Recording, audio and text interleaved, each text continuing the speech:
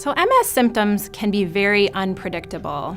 In MS, symptoms can vary over years, from one day to the next, or even within a day.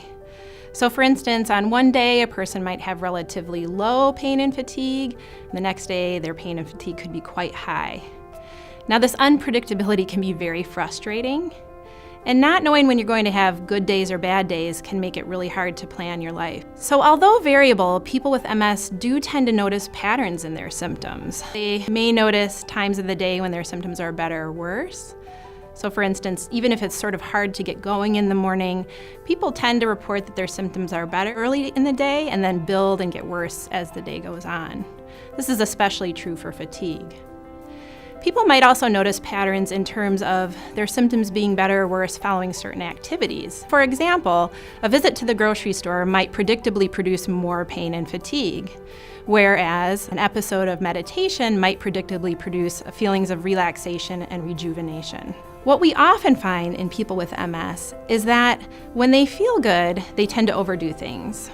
So they try to get everything done that they couldn't do when they were feeling bad.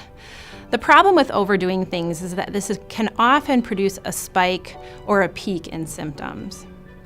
And when pain, fatigue, and mood are really bad, it can be even tougher or take longer for people to recover. It's almost like if you let your telephone battery go down to 0% charged, it takes a very, very long time to recharge that battery. So this cycle can repeat itself over and over again. And the result is a pattern of peaks and valleys, where people, when they feel good, they're doing a lot, they're getting a lot done, and then they feel bad and they're recovering. This pattern can be especially damaging when it makes people feel like their symptoms are out of control. This step teaches energy management through activity pacing.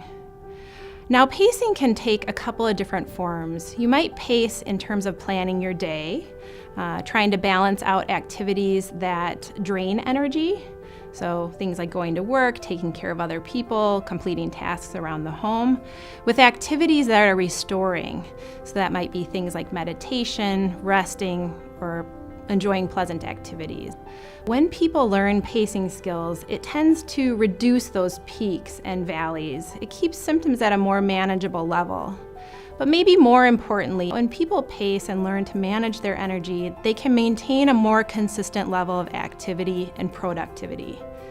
In turn, this can make them feel more positive, more in control, and more confident about their ability to manage symptoms. One thing that can be confusing when we start talking about energy management is people think we're telling them to become less active, and that's not at all the case.